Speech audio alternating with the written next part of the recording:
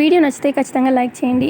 ఆ రోజు జరిగింది నీకెందుకు గుర్తులేదు, నిన్న జరిగింది నాకెందుకు గుర్తులేదు అని చెప్పి అమ్ము అంటూ ఉంటే అప్పుడు బాగి ఏంటి నిన్న జరిగింది నీకేమీ గుర్తులేదా, అసలు గుర్తులేదా అనగానే అసలు అంజు వాళ్ళు నేను ఏదేదో చేశానని చెప్తున్నారు, కానీ నాకు ఒక్కటి కూడా గుర్తులేదు మిస్సమ్మ, ఏం చేయాలో అర్థం కావట్లేదు, అసలు ఏం జరుగుతుందో కూడా అర్థం కావట్లేదు అని చెప్పి అంటూ ఉంటుందన్నమాట అమ్ము.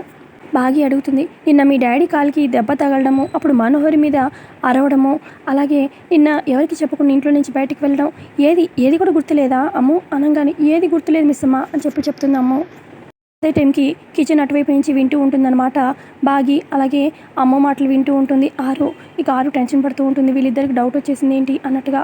ఇటు పక్క బాగి అంటుందన్నమాట అమ్మతోని, అసలు అలా ఎలా ఒక రోజంతా ఇద్దరికి జరిగింది గుర్తుకు లేకపోవడం ఏంటి, ఏదో జరుగుతుంది అది మనకి ఏంటో కనిపెట్టాలి, అది మనకు అర్థం కావట్లేదు అని చెప్పి అనుకుంటూ ఉంటుందన్నమాట బాగి. ఇక అప్పుడు ఆరు అమ్మో ఎలా ఎలా తప్పించుకోవాలి, వెంటనే గుప్తా గారిని కలుస్తాను అని చెప్పి గుప్తా దగ్గరికి వెళ్తుందనమాట. గుప్తా గారు అని చెప్పి ఆరు కంగారుగా వెళ్తూ ఉంటే మళ్ళీ ఏం చేశావు ఆరు అంటుంది. గుప్తా గారు మిస్సమ్మకి అనుమానం మొదలైపోయింది, ఇప్పుడు నన్ను ఏం చేయమంటారు అని చెప్పి అడుగుతూ ఉంటే అప్పుడు గుప్తా గారు చేయకూడదు చేసావు కాబట్టే ఇదిగో ఇప్పుడు ఇదంతా జరుగుతుంది.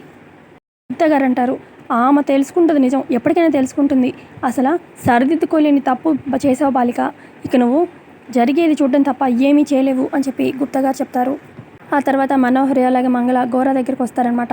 ఇక గోరా ఇలా అంటూ ఉంటాడు, దశదిన కర్మ దాటిన తర్వాత ఏ ఆత్మ అయినా ఈ లోకంలో ఉండకూడదు, కానీ ఈ ఆత్మ తను చేసుకున్న పుణ్యఫలమో లేదా ఇంకేదైనా ఉండొచ్చు, తనకి శక్తులు బాగానే ఉన్నాయి, ఈ ఆత్మకి ఎంత దూరంగా ఉంటే అంత మంచిది అని మా గురువుగారు కూడా నాకు హెచ్చరించారు అని చెప్పి గోరా చెప్తూ ఉంటే ఇక అక్కడే ఉన్న సుమంగళి అంటుంది, అంటే ఈ అమ్మాయి చనిపోయింది కానీ ఈవిడ అసికలు ఇంకా కలపలేదు, ఇంట్లోనే ఉన్నాయి, ఏ పుణ్యనదిలో కూడా కలపలేదు, కలిపితే ఏమైనా ఫలితం ఉంటుందా అనగానే ఫలితం ఉండొచ్చేమో అని జంటగా గోరా అంటూ ఉంటారు.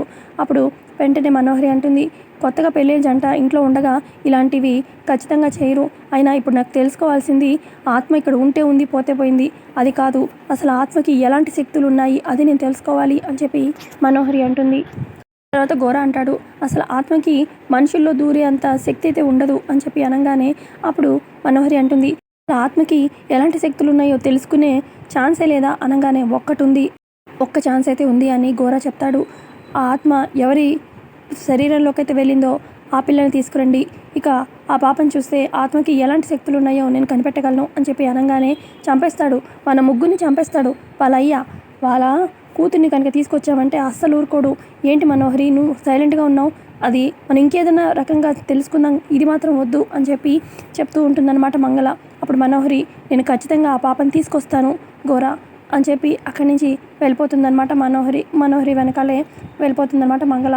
ఆ తర్వాత గోరా అనుకుంటాడు మనసులో, పీచి మనోహరి, అసలు నాకు కావాల్సింది ఆ పాప కాదు, ఆ పాప వెంటనే వెనకాలే వచ్చే ఆ ఆత్మ కోసమే ఇదంతా నేను చేస్తున్నాను, ఖచ్చితంగా పాప వెనకాల ఆత్మ అయితే వస్తుంది, అప్పుడు నాకు కావాల్సింది నేను చేసుకుంటాను అని చెప్పి గోరా అనుకుంటాడు.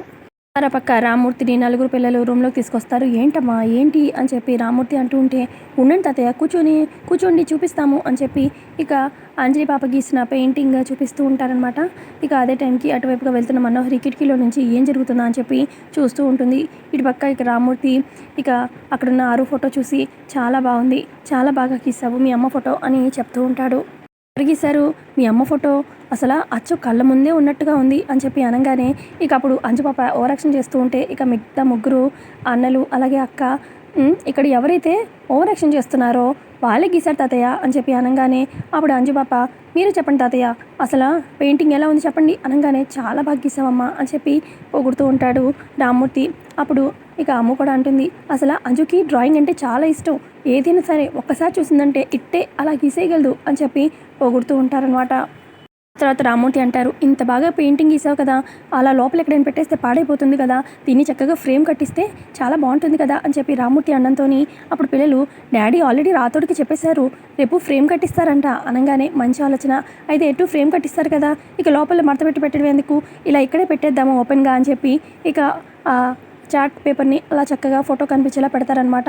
ఇక పిల్లలు అలాగే రామ్మూర్తి అక్కడి నుంచి వెళ్ళిపోతారు. ఆ తర్వాత ఇక ఇదంతా చూస్తూ ఉన్న మనోహరి దీన్ని ఫ్రేమ్ కట్టించి పూజలు జరిపించడానిక దీన్ని చంపించింది, అసలు దీని ఫోటో కనుక బాగా చూసిందంటే ఇక ఆరు ఇక్కడే ఉందన్న సంగతి తెలిసిపోతుంది, ఈ ఫోటో ఫ్రేమ్ని ఎలా వాడుకోవాలో నాకు బాగా తెలుసు అని చెప్పి మనోహరి నవ్వుకుంటూ ఉంటుంది. పక్క హాల్లో రామూర్తి కూర్చుని ఉంటే ఇక బాగి కాఫీ ఇస్తుందనమాట. తాగండి నాన్న అని చెప్పి ఇస్తూ ఉంటే ఇక అప్పుడే కొంచెం దూరంగా ఆరు కూడా చూస్తూ ఉంటుంది. ఇక అప్పుడు రామూర్తి చెప్తారు, అమ్మ బాగి అసలు అంజలి పాప వాళ్ళ అమ్మ నాన్న ఫోటో గీసింది, అందులో వాళ్ళ అమ్మ ఫోటో అయితే అచ్చు దింపేసింది అనుకో అనగానే, ఏంటో నాన్న అసలు ఆవిడ ఫోటో చూడడానికి నాకు అదృష్టమే లేదు, ఎప్పుడు ఏదో ఒక అడ్డంకి అనగానే, ఇప్పుడు ఆ ఫోటో మీ రూమ్లోనే ఉందమ్మా చూడమ్మా అనగానే, అవునా అని చెప్పి గబగబా ఇక చాలా ఆత్రంతోనే బాగి వాళ్ళ రూమ్లోకి వెళ్ళి అటు ఇటు వెతుకు చూస్తూ ఉంటుంది. ఇక కరెక్ట్గా ఆరు ఫోటో చూద్దామన్నట్టుగా అలా చూసే టైంకి ఇక ఫోటో కాలిపోతూ ఉంటుంది. ఇక ఆరు ఫేస్ దాదాపు కాలిపోతుందనమాట. ఇక కనిపించదు. ఇక ఏం జరిగింది అని చెప్పి మళ్ళీ మనకి ఫ్లాష్ బ్యాక్ చూపిస్తారు.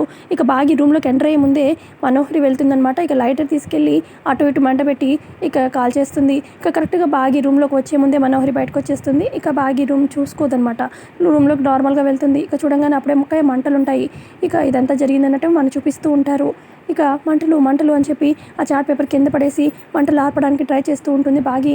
ఇక బాగి సౌండ్ విని కిందున్న రామ్మూర్తి పిల్లలు ఇక అందరూ ఇక అమర్ పేరెంట్స్ అందరూ వస్తూ ఉంటారనమాట. ఏమైంది అనగానే ఇక మనోహరి కూడా వస్తుంది. ఏంటి ఇదంతా చేసింది నువ్వే కదా అని అంటూ ఉంటుందన్నమాట.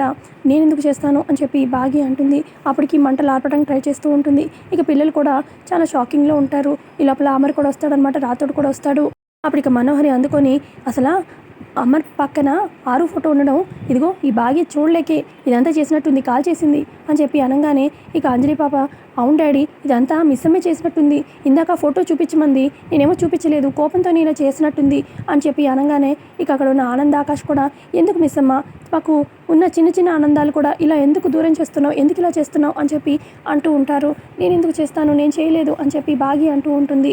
ఇక అక్కడ ఉన్న అమర్ వాళ్ళ పేరెంట్స్ కూడా అసలు మిస్ అమ్మకి సంతోషం పంచడమే తెలుసు కానీ ఇలా బాధపరచడం తెలియదు, మిస్ అమ్మ ఇది చేసి ఉండదు, అయినా ఏదైనా పొరపాటుగా జరుగుంటుంది కానీ ఇదంతా తను చేసిందైతే కాదు అని చెప్పి అందరూ అంటూ ఉన్నా కూడా ఇక అమర్కి కోపం వస్తూ ఉంటుంది. పిల్లలేమో మిస్ అమ్మే చేసిందన్నట్టుగా చెప్తూ ఉంటారు. ఇక మనోహరి కూడా, కావాలంటే చూడమర్ అక్కడ లైటర్ కూడా ఉంది, ఇదంతా కావాలని ఆరు నేను పక్కన చూడలేక ఇదంతా బాగీనే చేసింది అనగానే ఇక అమర్, చెప్పు బాగి కాల్చింది నువ్వేనా చేసింది అని చెప్పి అనగానే గట్టిగా అరుస్తూ ఉంటాడు. ఇక రామ్మూర్తి వెంటనే, అసలు తప్పు నా కూతురు ఏం చేయలేదు బాబు, యాక్చువల్గా జరిగింది ఏంటంటే నా చేతిలో లైటర్ ఉంది, తను ఆరు ఫోటో చూడడానికి వచ్చింది, ఇక పొరపాటున నా చేతిలో లైటర్ వెలగడం వల్ల పొరపాటున అలా కాలిపోయింది, తప్పంతా నాదే, నా కూతురిది కాదు అని చెప్పి ఇక తన మీద వేసుకుంటాడనమాట. ఇక అప్పుడు మనోహరి, మీరేమైనా చిన్నపిల్లాడా, ఏది పట్టుకుంటే ఏం చేస్తే ఏం జరుగుతుందో తెలియనంత చిన్నపిల్లాడా, అయినా వయసు వస్తే సరిపోదు, బుద్ధి కూడా పెరగాలి మీకు అని చెప్పి ఇక మనోహరి రామ్మూర్తిని అంటూ ఉంటే, మనోహరి అని చెప్పి గట్టిగా అరుస్తూ అనమాట.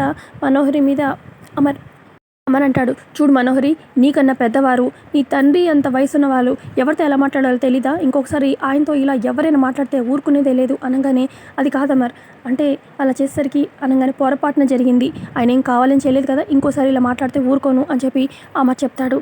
సరే అమర్ అని చెప్పి ఇక ఆ మనోహరి అక్కడి నుంచి వెళ్తుంది. ఆ తర్వాత రామ్మూర్తి, నన్ను క్షమించండి బాబు, ఇంకెప్పుడు నా వల్ల ఇలాంటి పొరపాటు జరగకుండా చూసుకుంటాను అని చెప్పి ఇక రామ్మూర్తి ఇంట్లో నుంచి వెళ్ళిపోతూ ఉంటే నాన్న అనుకుంటూ వాళ్ళ నాన్న వెనకాలే బాగి కూడా పరిగెడుతుంది. ఇక మిగతా అందరూ కూడా రూమ్లో నుంచి వెళ్ళిపోతారు. ఆ తర్వాత సగం కాలిపోయిన ఆరు ఫోటోని ఇక దగ్గర కూర్చొని అమర్ బాధగా చూస్తూ ఉంటాడు. ఇక ఆరు కూడా ఇదంతా చూస్తూనే ఉంటుంది దూరంగా.